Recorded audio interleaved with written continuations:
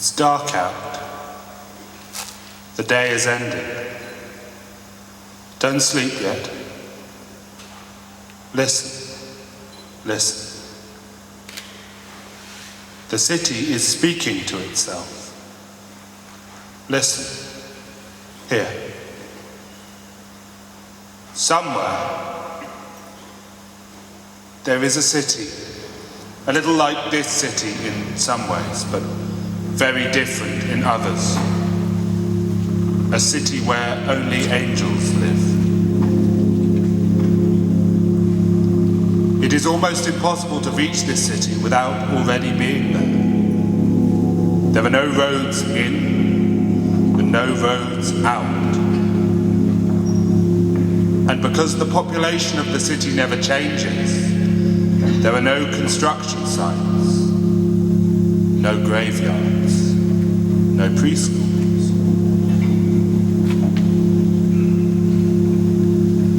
There is no one in the city for the angels to talk to, but themselves. They tell themselves stories of other cities, far away, that they have not been to.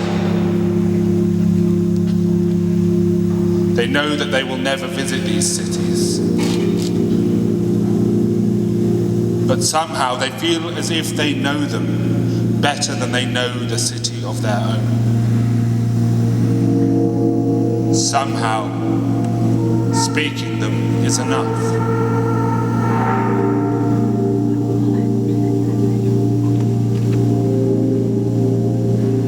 Perhaps, one day, when the angels have told the story of every city in the world, they will stop and wonder what other stories there are to tell.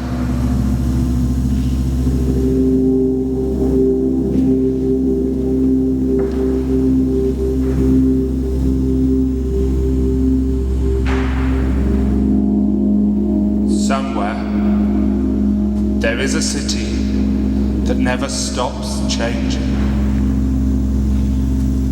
In this city, people never return home to the street where they grew up, because if they did, they wouldn't recognize it.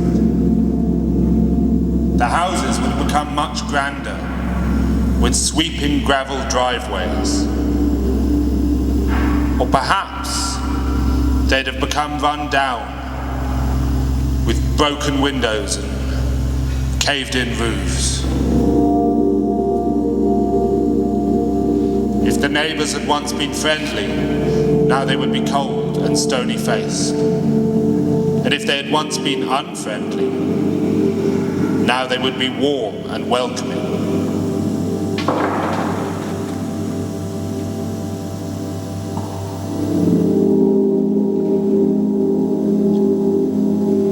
City, when people return from their holidays, brimming with stories of other cities far away, they may find they no longer live in the same house that they once did, or even in the same neighborhood.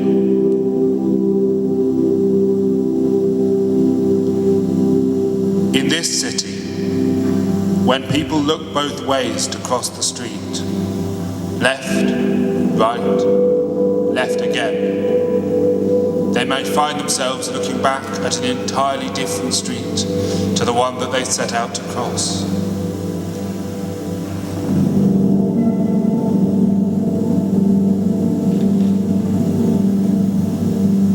In this city, people never blink, for fear that the whole world will have passed them by when they open their eyes.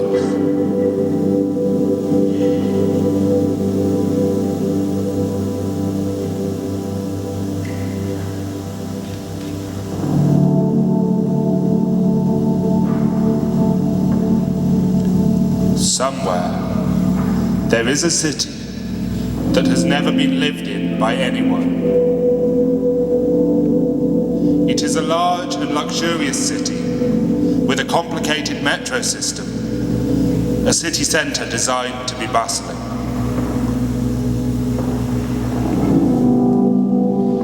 It is the sort of city countless leafy avenues, community sports centres, public parks. The schools have only the best facilities. The houses have all the latest modern conveniences. There are no loud parties disturbing the peace, no neighbourhood thugs, no slovenly neighbours to drive down the house prices. It is widely regarded as a highly desirable place to live.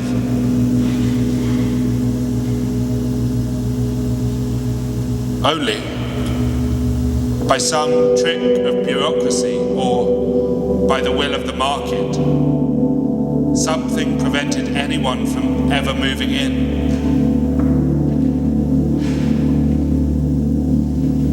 Perhaps, like freshly laid snow, begging not to be touched, people thought that they might ruin the pristine city if they were to live in it.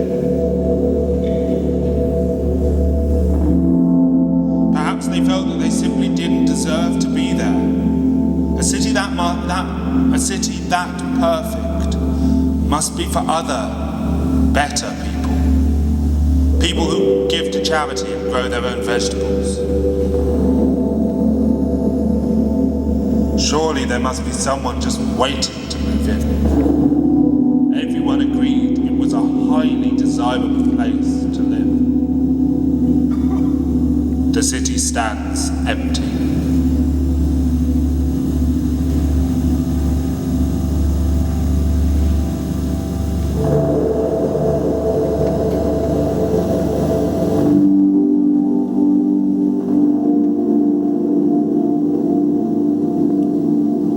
Somewhere, there is a city made only from wood. No brick, no concrete, no plaster. Every street is constructed from timber. Even the nails are wooden, merging seamlessly with the planks beneath. There is the occasional flash of green from amongst the brown hues. A leaf snaking out from under a gutter or inside a chimney. Somebody's vine curtains. In the centre of the city, the old town, the wood is dark and marked by time. The buildings here have grown to be very large. Too old and gnarled to be houses, they are banks, town halls, and churches. Nearby there are pockets of ash, whole streets grey and charred, leftovers from past forest fires. Further out, the wood is lighter and the buildings smaller. They smell different, less musty, fresher.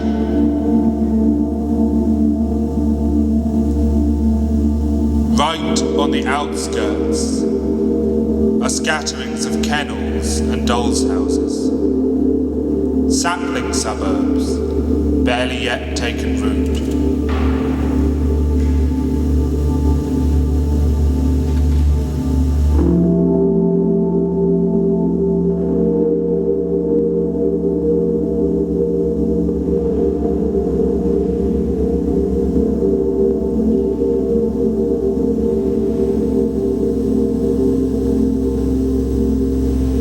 Somewhere, there is a city where everything runs entirely to time. Every event in this city can be uniquely identified by day of the year and precise time of day. Business meetings start and end exactly on the hour. The trains arrive when they say they will. There are timetables for traffic jams, thunderstorms, pianos falling out of windows. There are no buttons in the elevators or steering wheels in cars. Nothing is left to chance. At the exact centre point of the city is a perfectly round, domed building, much more ornately constructed than any of the buildings surrounding it. Sprouting from the top of the dome is a vast, branching antenna, spreading its leaves to point out across the city in all directions. Every fraction of a second signals a pulse along its length.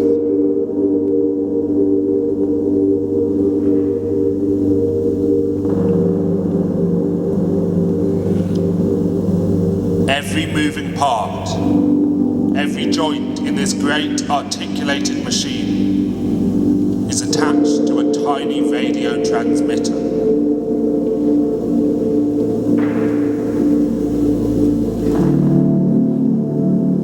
Few have been inside the great dome building, but there are rumours.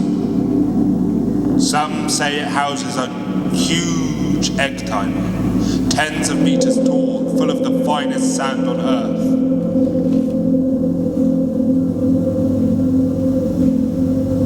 Or arrays of tiny, finely wrought instruments for measuring the excitations of a quartz crystal. Some have it that inside are high-powered tachyon microscopes for slicing the second into individual Planck lengths. Some say that year by year, the city is slowing down.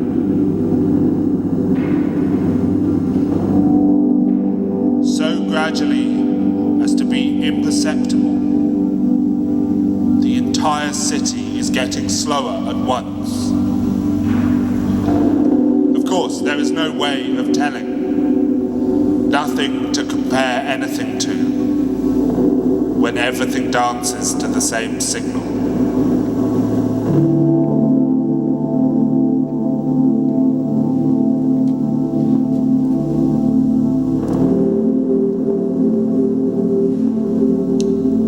Somewhere, there is a city where the citizens never learn to communicate by speech, but by song.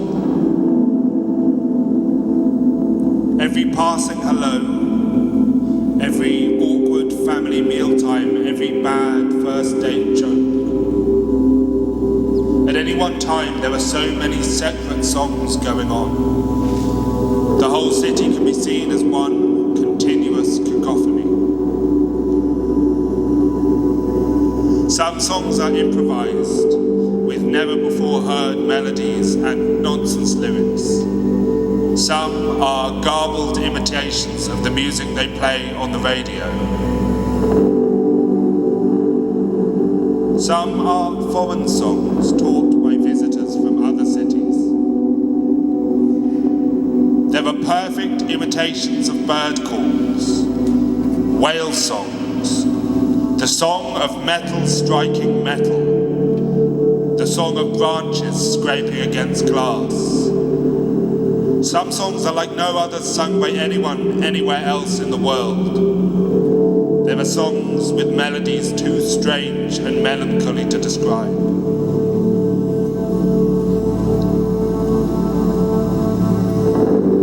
Over time, the citizens have learned to harmonize without ever realizing it. Millions of different voices woven into one, the sound of everything at once.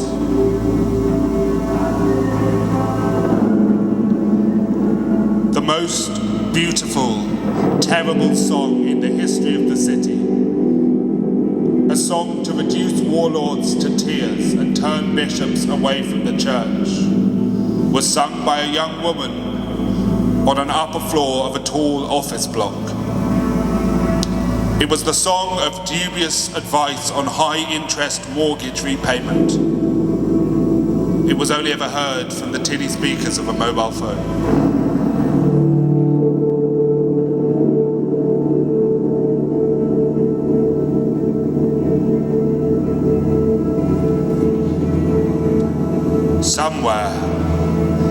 There is a city which is always getting taller.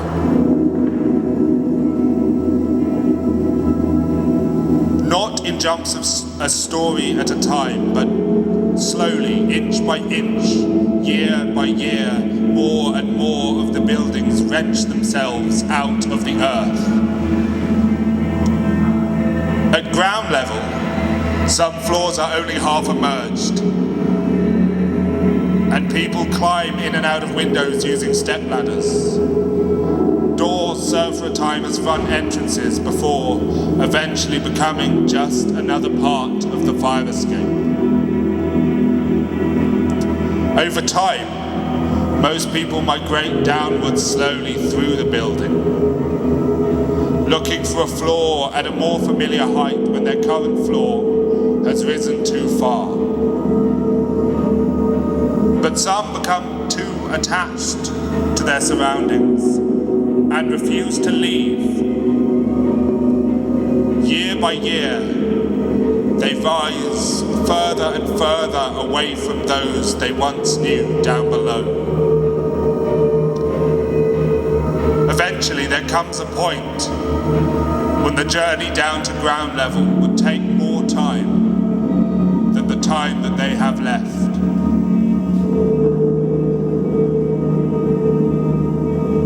The tallest buildings in the city are so tall now that it is impossible to see the top of them from the bottom. There may be people living up there, descendants of the first few who refused to move down, far out of reach of a lifetime's climb. No one knows how they grow their food up there, or what they look like, whether they speak the same language as those down at the bottom. But by now, the story goes, there must be more of them down there than there are of us down here.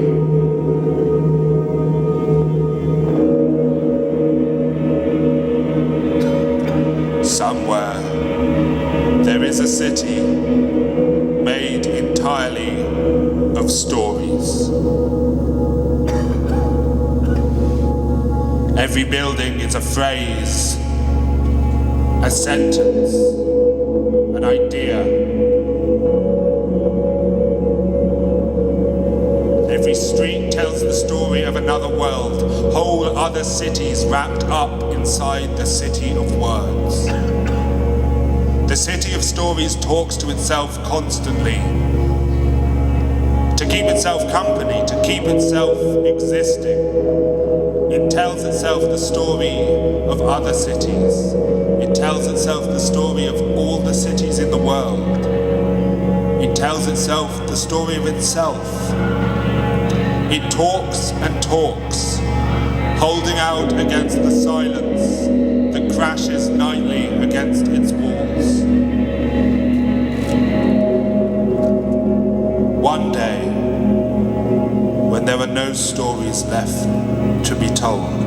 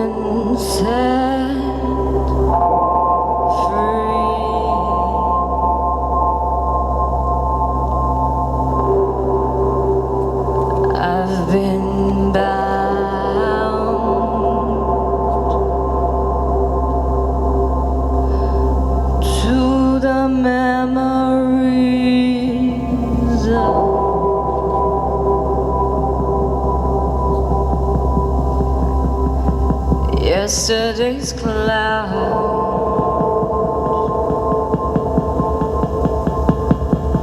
I've been set free and I've been bound, and now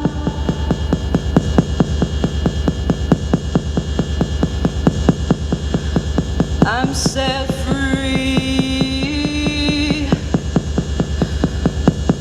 I'm set free.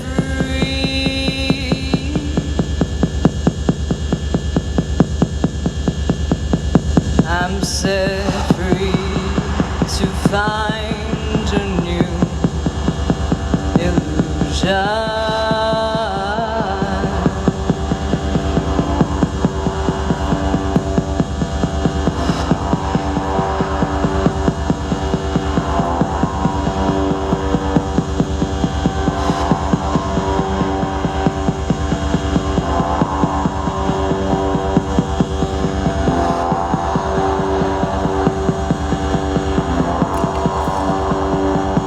I've been blinded.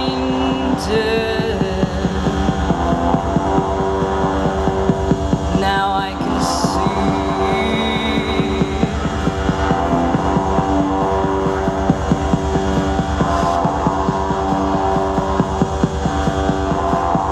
What in the world has happened to me?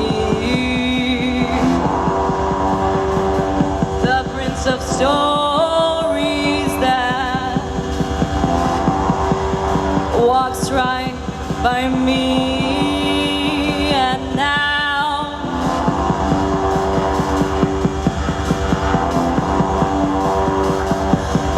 I'm set free. I'm set free.